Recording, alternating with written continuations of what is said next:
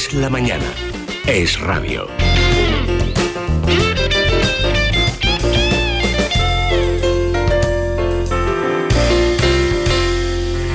Bueno, tenemos con nosotros a Manuel Álvarez Tardío y Roberto Villa. Bueno, bienvenidos con este libro que el primer día agotó una edición. Yo no sé cuántos llevaréis vendidos, pero espero que podamos vender una más, o dos. Porque además la gente de Libertad Digital y el Radio es muy lectora de libros. Es de los que todavía leen libros y encima los escribimos. Bueno, la primera cuestión que yo os quiero plantear, luego enseguida le cederé los textos a Germán y a Pepe, es cómo habéis hecho este libro. Porque yo decía cuando leí la entrevista, el resumen que hizo Javier Redondo en El Mundo, que es modélico, o sea, ya es noticia que un periodista se lea un libro del que habla. Pero que encima haga un buen resumen, explicando muy bien el fondo del asunto y tal, bueno, me dejó atónito. Y al día siguiente yo escribí una columna, esto fue el domingo, pues en el dominical del diario El Mundo, yo escribí una columna diciendo que estos señores, Tardío y Villa, lo que han hecho es lo que no se hizo en la causa general, que era lo primero que tendrían que haber hecho. Dice, vamos a ver, tú tienes todos los medios del Estado, has ganado una guerra después de mucho sufrimiento, quieres decir que es ilegítimo el gobierno del Frente Popular, hombre, vete a las elecciones. No había ahí un disque jurista llamado Serrano Suñer, siempre ha sido un bluff Serrano Suñer. Entonces, empezaron con unos argumentos ridículos en la causa general, en vez de ir a algo que estaba denunciado desde el mismo momento que se produce, que es el robo de las elecciones de febrero, que es el que trae el gobierno del Frente Popular. Hay muchas denuncias, pero ni un historiador, no ya en la causa general del 42, nunca, y luego ha habido muchas referencias sueltas. Por ejemplo, yo recuerdo de Ricardo de la Cierva, de Javier Tusell, de Pío Moa, sobre denuncias objetivas que se habían hecho y que constaban, no todas, pero de una manera aislada. Aquí están las pruebas. Y aquí lo que han hecho, yo no sé cómo habéis tenido esa entrevista y resumen del libro de Javier Redondo, decían que eran 5 años de trabajo. ¿Cómo habéis conseguido 5 años para coger provincia por provincia y analizar no solamente los resultados de febrero, que fueron el mayor fraude probablemente electoral de la historia de España, sino además lo que a Pedro J. lo tiene francamente envidioso, que es cómo se produce el Frente Popular, la gente que entra y sale del Frente Popular, porque el proyecto es evidentemente totalitario y no es republicano, sino es cargarse la República, etcétera. ¿Cómo conseguisteis este tiempo y cómo le habéis podido dedicar a ese trabajo casi de orfebrería de ir acta por acta? Pues hombre, bueno, lo primero, muchas gracias por la invitación y por estar aquí. Hemos estado 5 años, pero hay que decir que Roberto y yo llevamos mucho tiempo trabajando en la República. O sea, este no es un libro solamente de buscar documentación, es un libro de madurar una determinada forma de pensar y de explicar la República.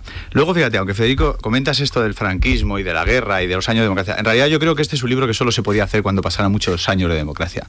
Porque es un libro, y no es porque Roberto y yo seamos un poco más jóvenes, sino porque es un libro que necesita una madurez democrática fuerte. Es decir, te tienes que aislar. Nosotros lo que hemos querido es, después de pensar y trabajar mucho en la República, olvidarnos un poco de las grandes discusiones y de las grandes trampas ideológicas y construir un libro sobre las elecciones. Yo lo he dicho en varias entrevistas. O sea, nosotros lo que hemos querido es, y por eso ha sido un trabajo difícil, devolver a la vida a las elecciones.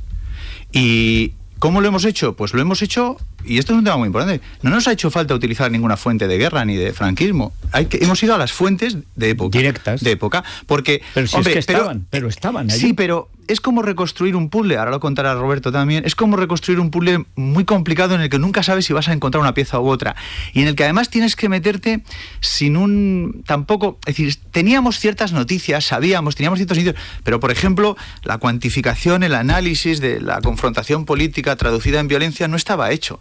Y todo eso, sí, han sido 5 años, pero muchos años anteriores, desarrollando metodologías para analizar episodios de política, sabiendo dónde tienes que ir a buscar, qué instrumentos te da la ley electoral. Es decir, es un libro, la verdad, muy madurado, y nosotros lo que queríamos sobre todo era, por fin decir, bueno, si alguien quiere saber qué pasó en esas elecciones, pero no solo el día que se vota y cuando se hace el recuento, sino qué pasó en esas elecciones, desde el día en que Alcalá Zamora se niega a entregar la presidencia de gobierno a Gil Robles, comete aquel error tremendo de convocar elecciones en un momento Bueno, en el peor de los más posibles. Que un error, es lo más parecido a un golpe de Estado contra la República, porque se cargó la base de la representación republicana. Hay que decir, ¿no? Federico, que aquello era una república semiparlamentaria. Sí. Es decir, que es una república, porque hoy todo el mundo habla de república, pero es que la república, un presidente de la república puede tener una capacidad de interferencia constitucional gigantesca. Entonces, él tenía la posibilidad de nombrar gobiernos extraparlamentarios y utilizó esa facultad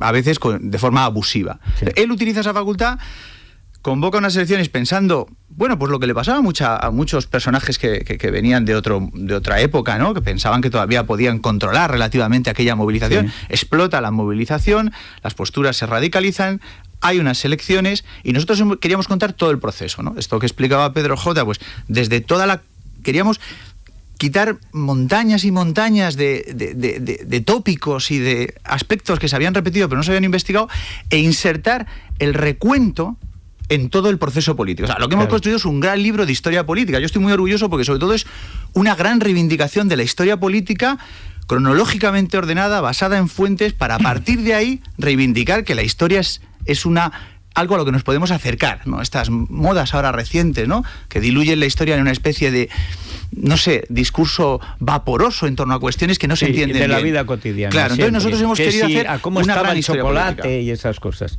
Bueno, vamos a ver, Roberto, ¿cómo llegáis y cómo es el momento?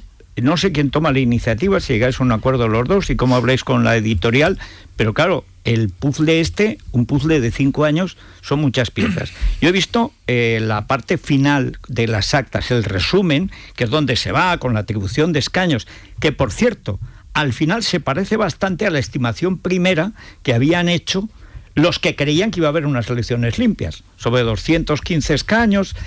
Al final no era tan distinto lo que pensaban que podía pasar. Lo que no pensaban es que en el clima de violencia que había no iba a haber elecciones libres, iban a robar urnas, etcétera.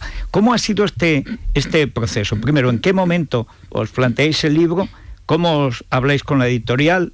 Y durante este tiempo, ¿cómo os habéis financiado? ¿Habéis seguido dando clases? ¿Qué hacéis? Bueno, nosotros, este libro no hubiera sido posible si Manuel y yo, pues bueno, que llevamos muchísimo tiempo trabajando en temas de República y tal, pues no hubiéramos hecho otras cosas. Nosotros también ya habíamos participado en diversos congresos juntos, habíamos publicado otro tipo de artículos, de investigaciones sobre violencia, por ejemplo, violencia anticlerical en la primera del 36. Tenemos otro libro previamente también conjunto, que es El precio de la exclusión, y además Manuel justamente fue mi director de tesis, con lo cual... Además es biógrafo de Gil Robles. Efectivamente. Salió hace poco, pero salió hace muy poco. Por esto. Sí, con lo cual las sinergias ya entre nosotros ya vienen siendo muy fuertes desde hace mucho tiempo. Y desde el principio tuviste relación con Espasa, que Espasa a veces prohija empresas que parecen imposibles. O sea, hay de vez en cuando editores como los de antes que ven un proyecto y lo acogen, o ya se lo disteis hecho a la editorial.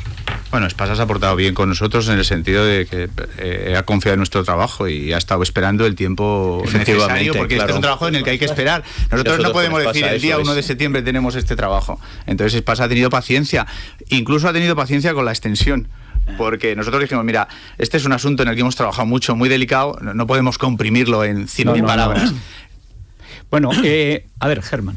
Yo voy un poquito a lo que es el efecto realmente del libro, lo que todos sabían, o todos los que quieren tener una mirada limpia hacia el pasado, todos sabían que estamos hablando de una república muy regular, de una república en unas condiciones extraordinarias, donde las condiciones reales de una democracia no se daban, se puede decir que desde el principio, desde precisamente la violencia que se desencadena con la proclamación de la propia República. Pero claro, aquí ya tenemos un elemento clave, digamos, del desprestigio de la República y de la deslegitimación de la República está en el 34, en un golpe previo que hay por parte de los socialistas y en Cataluña por parte de los nacionalistas también, y que la República estaba deslegitimada en ese sentido. Pero ahora vamos a unas pruebas que nos dicen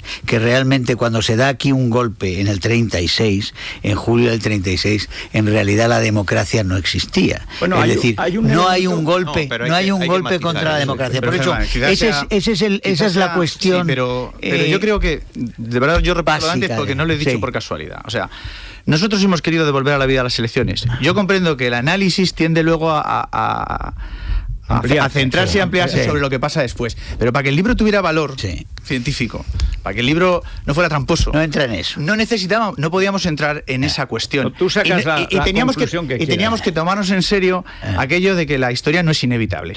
Y luego además creo que a mí me gustaría insistir, porque ya que llevamos tanto tiempo trabajando en la República, no debemos caer en la trampa de ver la República como lo que buena parte de sus fundadores, izquierda y centroizquierda, quisieron que fuera. Es decir, hubo una gran oportunidad, incluso después de octubre del 34, de provocar una convergencia de centros. Sí. O sea, las grandes democracias se sostienen sobre convergencia de centros. Es decir, sobre todos aquellos que comparten valores muy importantes que hacen que la competición por el poder no termine en la sangre. Entonces, ni siquiera, como contamos en el libro, a pesar de la dureza de lo que pasa en el recuento, de verdad, ni siquiera después de la comisión de acta están todas las puertas cerradas. Porque para coger un arma y dedicarse a matar gente, ¿no? Es decir, esto es muy importante decirlo. Y por otro lado hay que explicar que aquella es un régimen de la República paradójico, porque tenemos todas estas circunstancias de personas que obviamente quieren cerrar la puerta a la alternancia, al concepto pluralista y liberal de la democracia, pero por otro lado tenemos una gran movilización democrática. Tenemos al gran primer partido de la derecha moderna, con movilización, con organización. Es impresionante, como contamos en el libro, el despliegue que hace la CEDA, que esto no estaba contado ni investigado. Es más, gana. Usando montones. Y gana. No, y además es un partido que consigue construir una red territorial de poder organizado que, bueno, no tiene nada que envidiar a los partidos posteriores. Y desde Mauro no se veía nada. Claro, igual. Con una implicación que, bueno, ahora ya el mundo de las redes sociales lo ha cambiado, pero con una implicación de los militantes y simpatizantes verdaderamente fascinante. Entonces es un poco paradójico, ¿no? Es decir, a ver, yo comprendo que el libro introduce un elemento de discusión, pero yo quiero dejar claro... después del libro. Claro, pero yo creo que después del libro, porque si no el libro pierde ese esfuerzo que hemos hecho y que solo se podía hacer cuando habían pasado muchos años de democracia. Es que si no la acusación sobre nosotros, Germán, es muy fácil. Bueno, no, pero eso se va a producir igual. Si tú le llevas la contraria a los que se fotografían ahora con la bandera tricolor, o sea, Susana Díaz, pues te van a decir que eres un fascista. Pero cualquier verdad sobre la República es respondida así. Pero no porque a mí me importe lo que me digan, sino por darle toda la fuerza al libro. Por darle toda la fuerza al libro. Porque yo confío en que al final en España hay gente que a lo mejor no habla mucho en público, no dice mucho en público, pero luego se lee estas cosas. Claro. Y aprende con estas cosas. Y se da cuenta realmente que la historia con mayúsculas es desmitificadora. Es decir, que la historia con mayúsculas nos ayuda a derribar mitos. Y eso, hombre, fastidia mucho, porque ya sabemos que las ideologías se fundamentan en mitos movilizadores. Pero una historia con mayúsculas ayuda a construir ciudadanía. Y eso hay que dejarlo claro. Pero...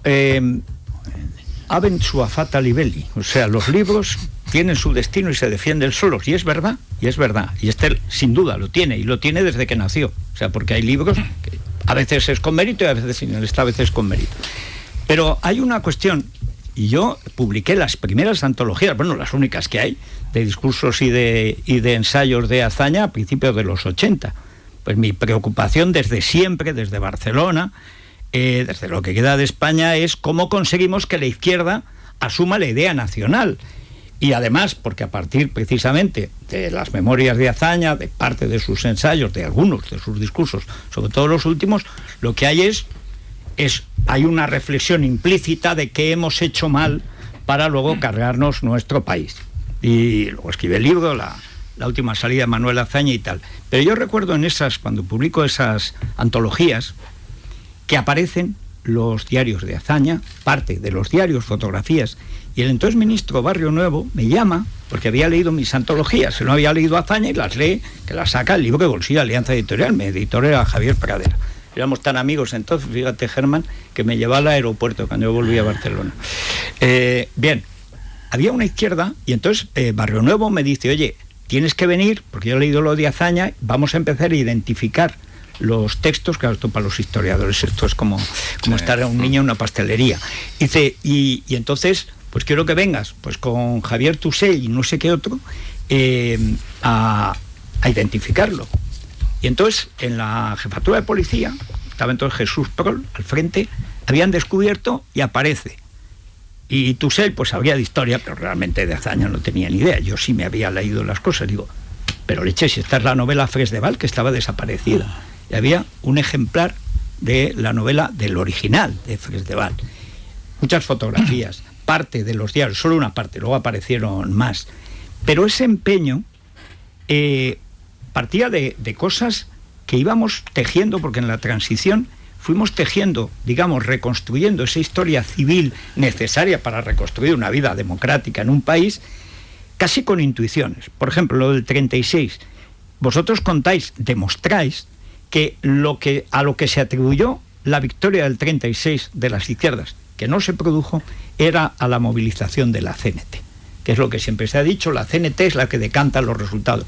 Bueno, pues no, señor, vosotros demostréis que se movilizó mucho más la derecha católica, y además que los anarquistas estaban por la abstención, y que dentro del Frente Popular también hubo gente como Sánchez Román, que es el que pone tierno a Pedro J., que se niegan a participar en lo que ven un proyecto totalitario y antinacional. Y hay una parte del PSOE, la de Besteiro, que en el libro de Gabriel Mario de Coca, publicado antes de julio del 36, Anticaballero, que es un libro impresionante, porque hay una parte del PSOE que se niega a ir a la guerra civil, que primero por la razón moral, o sea, no podemos llevar a nuestra nación a la guerra civil, y lo segundo, ¿qué garantías tiene Largo de que la va a ganar? Y porque han hecho autocrítica de octubre, eso lo puede contar Roberto muy bien. Roberto bueno, es que a mí eso, pero fíjate, por ejemplo, de la CNT, que no participó, pues yo no lo sabía, y había publicado antologías de Azaña y todo, y me da la impresión de que Azaña tampoco, porque Azaña no veía lo que no quería ver y desde el principio no quiso ver casi nada, pero es que no aparece, es la primera vez que yo veo que se explica que no pudo ganar la izquierda porque la CNT además no participó. No, pero conviene desligar de todas formas la postura de la CNT del voto de sus militantes. Sí, es que había mucha de gente todo. Que militaba en la CNT por conveniencias puramente laborales, también, o porque el sindicato era mayoritario en la rama de producción donde esa gente trabajaba. Entonces, pues había muchísima gente que no hacía caso de las consignas abstencionistas de la CNT. De hecho, hay muy buenos estudios de los años 70 que ya indican que la CNT iba por un camino, pero sus militantes automáticamente votaban en Cataluña a la Esquerra, los de Mercedes Vilanova. Pero nosotros lo que sí demostramos muy bien en este libro es que la CNT, lejos de tener una postura, ¿no? Moderar su postura abstencionista con respecto a 1933, ¿no? Y decir eso de que, bueno, vamos a primar la amnistía y vamos a apoyar, aunque sea por lo bajini, al Frente Popular y tal, para que nuestros presos salgan a la calle, ¿no? Todo lo contrario, la campaña de la CNT y de la FAI es radicalmente contraria a la participación política, y de hecho además explícitamente el 7 de febrero el Comité Nacional de la CNT les dice a la coalición de izquierdas: dense por contestados los que esperaban nuestra participación en la farsa electoral, ¿no? En un manifiesto lo dicen abiertamente. Pero fíjate que, por ejemplo, eso yo que he estudiado en tiempos de Franco, con los libros de Tuñón de Lara, esa era la explicación desde el punto de vista comunista de la victoria del Frente Popular, que los de la CNT entendieron que había que salvar a las víctimas de octubre. Y no era eso, pero es la primera vez que yo lo he explicado. Es un constructo ya de la guerra civil a posteriori. Exactamente, a posteriori, pero es una explicación de una mentira sobre una farsa. No existió, y además, bueno, pero el gran problema es que parte de la historiografía, repito, incluso en tiempos de la dictadura, o sea, es que en tiempos de Franco, en la Universidad Central de Barcelona, mi libro de texto era de Tuñón de Lara, que podía haber sido de Andropov. Bueno, pero con independencia, Federico, de quien escribiera lo que nosotros nos hemos ido encontrando con esto y con trabajos anteriores, pues Roberto tiene un gran trabajo sobre las elecciones del 33, es que muchas de las cosas que nos han ido contando no están basadas en investigación. No.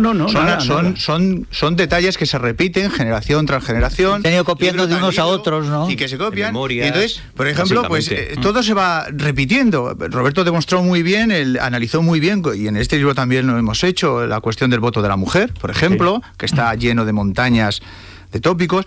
El tema de la transferencia del voto del Partido Radical, el gran partido de centro-derecha, aquí está también analizado, detalle a detalle.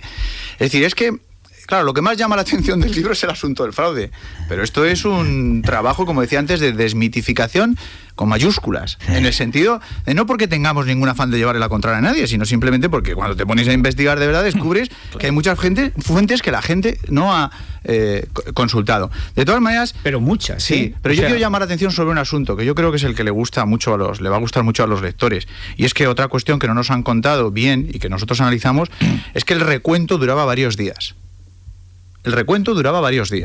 Entonces nosotros imaginemos que ahora se cierran las urnas a las 8 de la tarde y a las 9:30 en pleno recuento el gobierno se va. Se produce un descontrol de la cadena de control de la documentación. Entonces nosotros siempre nos preguntábamos, teníamos, porque repito, se dice esto de que había algunos indicios, que había algunas historias, a veces incluso algunos pues con unas memorias o con 4 cosas ya te construyen un relato.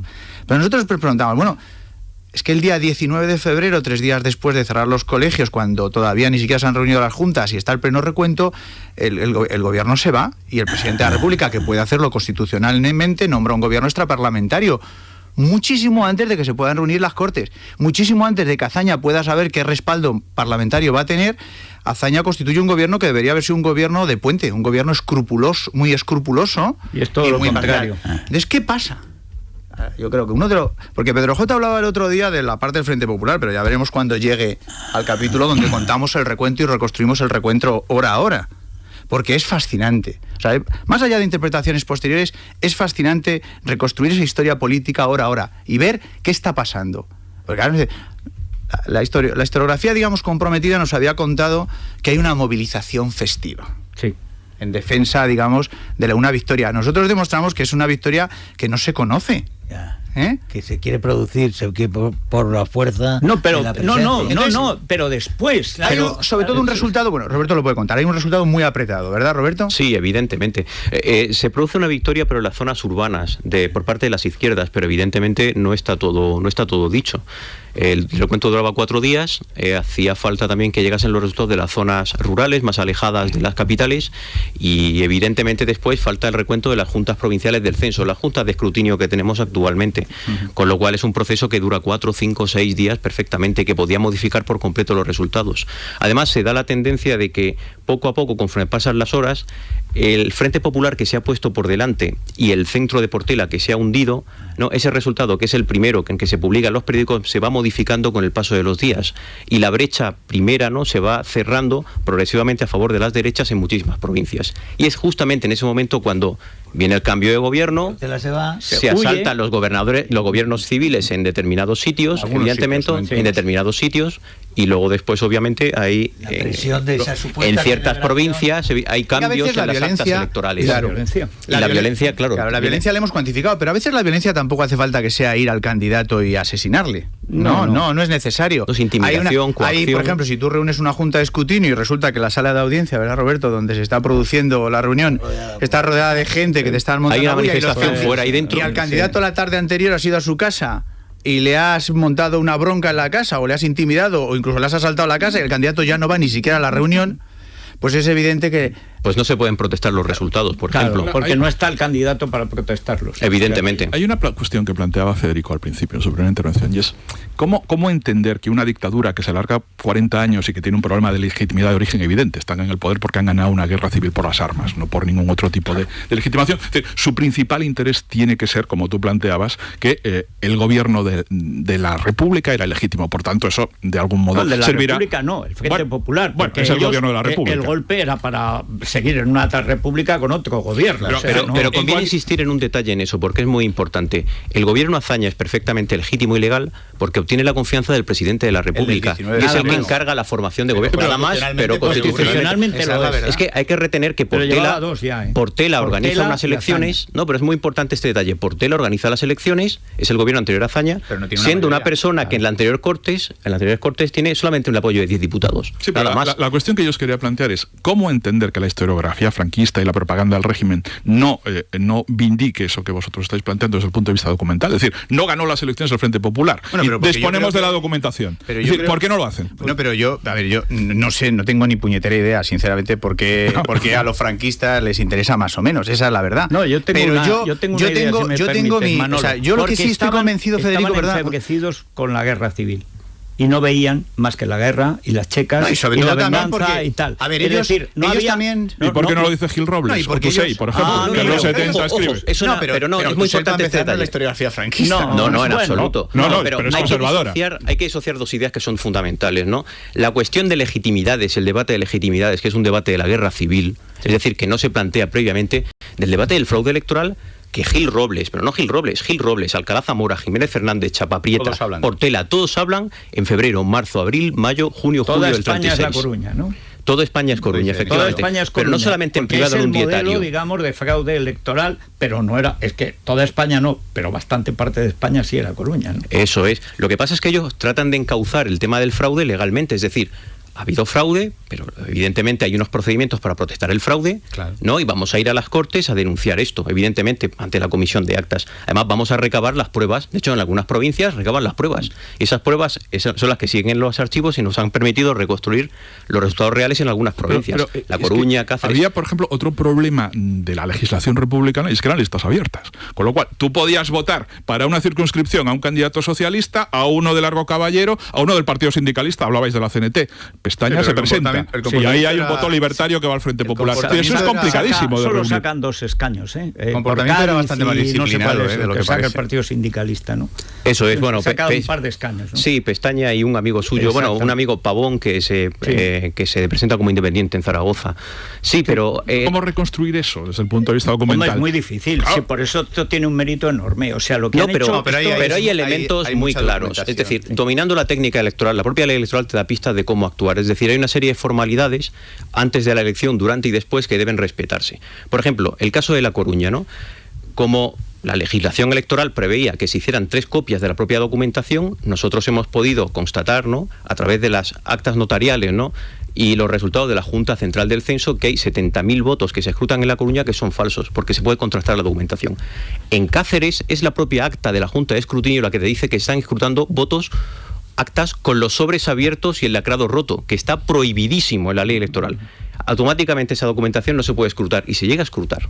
Es Bueno, y luego curiosísimo. hay que eso. recordar que... Actas que desaparecen en Tenerife, Sí. por ejemplo, Y hay después que- de constar de que ese resultado ya se han publicado en el boletín oficial. Es decir, hay un montón de elementos que Y nos además permiten las reconstruir elecciones, el ¿verdad, fraude. Roberto? Se repiten después del debate de la Comisión de Actas, se anulan las elecciones en 2 circunscripciones y se repiten.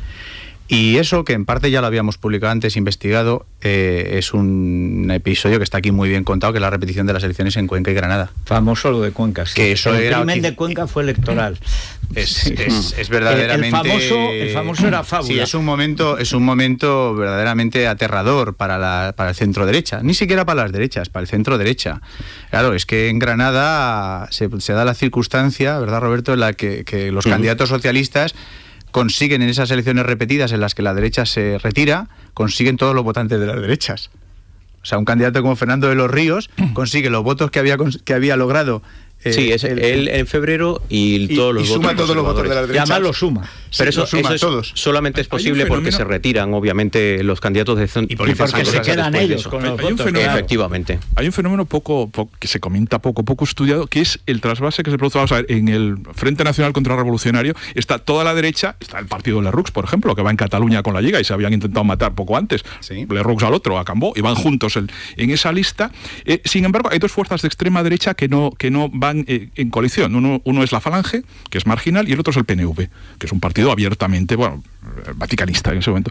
Sin embargo, cuando se produce la segunda vuelta, porque hay circunscripciones y que si no llegaba al mayoritario, al 40%, hay que repetir la elección, en las provincias vascas, el Frente Nacional Contrarrevolucionario, que va defendiendo la bandera de España, pide el voto para el PNV, lo cual es bastante asombroso. ¿Habéis estudiado los trasvases de votos de la extrema derecha al PNV? Bueno, Sí, sí lo hemos estudiado también. Espera un momentico. Vamos a hacer una pausa y contestas a esta pregunta que demuestra que Pepe viene bien preparado. Aquí todo el mundo... Vamos a hacer una pausa brevísima y volvemos con el libro y también con preguntas que hacen los oyentes y los lectores, algunos que ya han leído el libro y otros que desde luego lo van a comprar y leer. Pero además, si se compra este libro es para leerlo. O sea, El Secreto lo puedes comprar y no lo lees. Es igual porque ya lo han comprado millones Pero y en cuanto millones. lo abran van a quedar atrapados. Se lo van a leer. Es que además hay que decir una cosa, que no es habitual en los historiadores, que es que está bien escrito. Eso es rarísimo. Oye, Eso no, es un pero piropazo dicho aquí, esto es fundamental. No, pero es verdad. Muy porque, agradecidos. no, pero es que es fundamental. O sea, un libro gordo de historia tiene que atrapar el relato, y para relatar hay que saber contar. Es decir, hay que escribir en español. Y además contarlo y de menos a más. Es que daban premios Nobel de literatura a los historiadores en su momento, porque escribían bien. Bueno, el de Churchill reconozco que fue un robo casi como el de Cuenca, pero en fin, vamos a hacer una pausa. Es la mañana de Federico, con Federico Jiménez Los Santos.